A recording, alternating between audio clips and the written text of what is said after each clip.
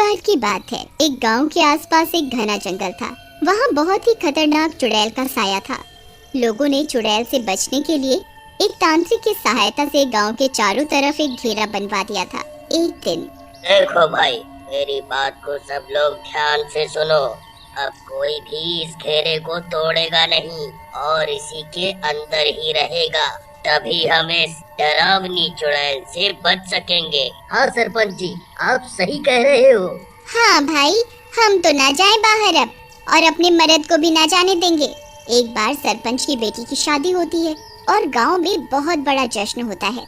उस जश्न में सभी गांव वाले आते हैं और उसी जश्न में एक बहुत सुंदर औरत भी आती है। वहाँ आए हुए सब लड़के उसी औरत को देखने लगते हैं। अरे वाह रे वाह, क्या लड़की है! इसके जैसी सुंदर लड़की तो मैंने अपनी पूरी जिंदगी में नहीं देखी यार। अगर ये हमारी हो जाए तो माँ कसम दिल गार्डन गार्डन हो जाए। हरिया भी वहाँ खड़ा होता है। उसे भी वो लड़की बहुत अच्छी लगती है। फिर कुछ दिन ऐसे ही बीत जाते हैं। वो लड़की कुछ दिनों बाद फिर गांव में आती है और गांव के बाजार में घूमने लगती है, और घूमने के बाद जंगल की तरफ जाती है और पता नहीं कहाँ गायब हो जाती है। अरे राजू भैया, हम सोच रहे हैं कि अब जब ये सुंदर लड़की आएगी तो हम अपने दिल का इजहार उससे कर दूंगा। हाँ हाँ, क्यों नहीं। नहीं मुन्ना, तुम्हें ऐसा नहीं कहना चाहिए। मुझे तो वो लड़की शरीफ लगती है। मैं तो अपने प्यार का इजहार आज करके रहूंगा और उस लड़की का पीछा करूंगा। देखूं तो वो रहती कहाँ है। अगले दिन जब वो लड़की वापस जाती है तो मुन्ना उसके पीछे पीछे जंगल में चला जाता है। चलते चलते वो लड़की गायब हो जाती है और अगले दिन मुन्ना की आधी खाई लाश गांव वालों को मिलती है। अरे भाई, ये मुन्ना को किसने मार डाला? ये जंगल गया था क्या? पता नहीं, कल गुस्सा होकर चला गया था। पता नहीं किसने इसका ये हाल किया होगा। फिर इसी तरह वो लड़की गांव में आती और फिर जंगल में गायब हो जाती। उसके आने की वजह से धीरे धीरे गांव में लड़के गायब होने लगे। एक दिन फिर वो लड़की गांव में आती है, हरिया को देखती रहती है और हरिया भी उसे ही देखता रह जाता है। बस बहुत हुआ, मैं इस लड़की से सच्चा प्यार करने लगा हूँ और अब इसके बिना मैं नहीं रह सकता। मैं आज ही इसके पीछे जाता हूँ और इससे शादी की बात करता हूँ। हरिया एक नेक और साफ दिल का लड़का होता है और सच्चे मन से उस लड़की के पीछे जाता है। तुम मेरे पीछे क्यों आ रहे हो? चले जाओ यहाँ से। सबको पता है इस जंगल में चुड़ैल का साया है। चुड़ैल तुम्हें भी मार देगी। जाओ, गांव वापस चले जाओ। नहीं, मैं नहीं जाऊंगा। अगर मुझे खतरा है तो तुम्हें भी तो है, और मैं तुमसे प्यार करता हूँ। अगर तुम मुझे न मिली तो बदले में मुझे मरना भी मंजूर है। तुम यहाँ क्यों आती हो? क्या चुड़ैल ने तुम्हें डरा रखा है या तुम किसी मुसीबत में हो?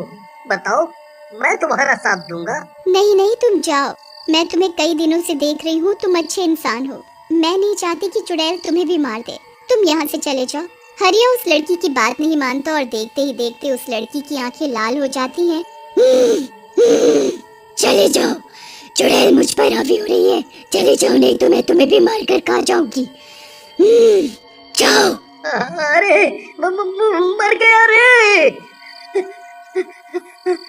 लड़की पूरी चुड़ैल में बदल जाती है और हरिया को घूर घूर कर देखती रहती है, लेकिन हरिया भागकर गांव पहुंच जाता है।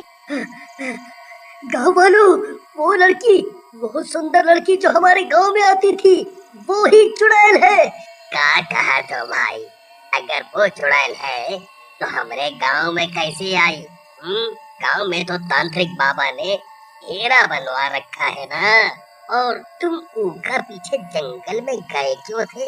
अब सबकी नजर उस लड़की पे है, तो तुम ऐसा कह रहे हो ताकि कोई उसकी तरफ न देखे। क्यों हरिया भैया?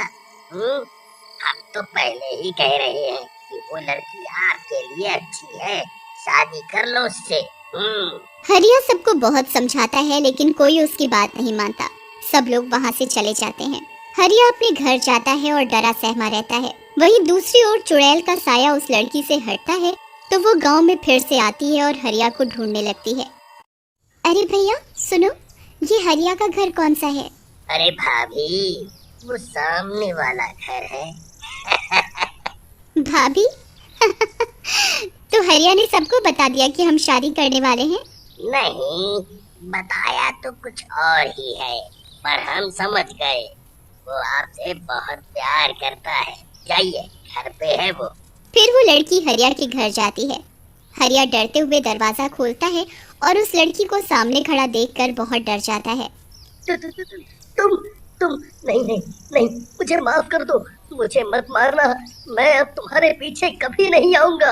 अरे डरो नहीं, मैं तो तुमसे प्यार करती हूँ। मैं तुम्हें भला क्यों मारूंगी? बस तुम्हें मुझसे शादी करनी है ताकि मैं हमेशा के लिए इस गांव में रह सकूं और हर रात मेरे अंदर की चुड़ैल गांव वालों को मारकर अपनी भूख मिटा सके। लेकिन तुम गांव में आई कैसे?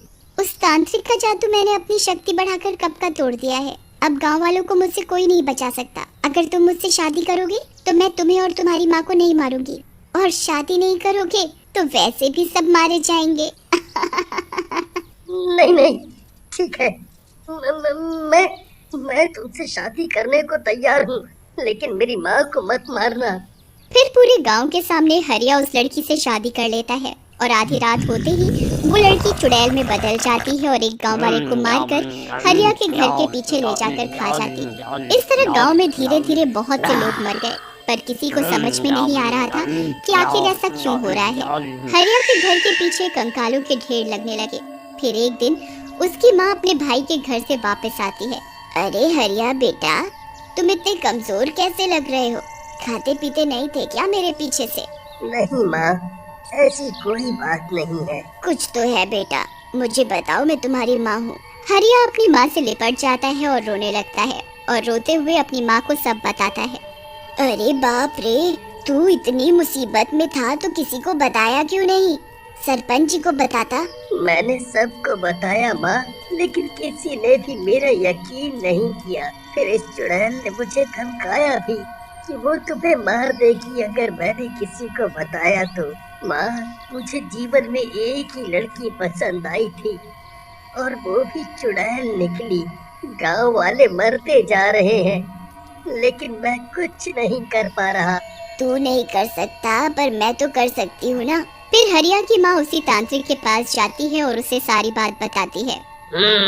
वो चुड़ैल और भी ज्यादा शक्तियाँ लेकर आई है और किसी लड़की के शरीर पे उस चुड़ैल ने कब्जा किया हुआ है, तभी तो मेरे बनाए घेरे में घुस गई। लेकिन इस बार ये नहीं बचने वाली। तुम्हारे बेटे से शादी करके उस चुड़ैल ने खुद ही हमारा काम आसान कर दिया। अब वो चुड़ैल तुम्हारे बेटे के हाथों ही मरेगी, क्योंकि पति परमेश्वर के समान माना जाता है। ये लो, ये माता का त्रिशूल ले लो और अपने बेटे से कहना जब उसकी पत्नी चुड़ैल रूप में होगी तो ये त्रिशूल उसकी नाभि में मार दे। फिर हरिया की माँ तांत्रिक के साथ गांव जाती है और सब गांव वालों को सच बताती है। सब लोग जमा होते हैं। हरिया भी त्रिशूल लेकर वहीं खड़ा होता है। तभी रात होते ही हरिया के घर से डरावनी आवाजें आने लगती हैं और वो सुंदर लड़की बाहर आती है। उसकी आंखें लाल होती हैं। हरिया, तुम तांत्रिक को लाए हो। हरिया, तुमने ऐसा क्यों किया? मैं तुमसे प्यार करती हूँ और तुम मुझे ही मारना चाहते हो। नहीं, मैं भी तुमसे प्यार करता हूँ और तुम्हें इस चुड़ैल के बुरे साए से मुक्त करना चाहता हूँ। फिर देखते ही देखते वो लड़की एक चुड़ैल में बदलने लगती है, जिसे देखकर गांव वालों की आंखें फटी की फटी रह जाती हैं। अरे मर गया रे, ये हरिया भैया तो सच कह रहे थे। किसी ने हमरे मासूम गांव वालों को मारा है। मार दो हरिया भैया, इसको मार दो। हरिया, इस त्रिशूल से चुड़ैल की नाभि में वार करो। लड़की पूरी तरह चुड़ैल में बदल चुकी होती है। मैं किसी को जिंदा नहीं छोड़ूंगी।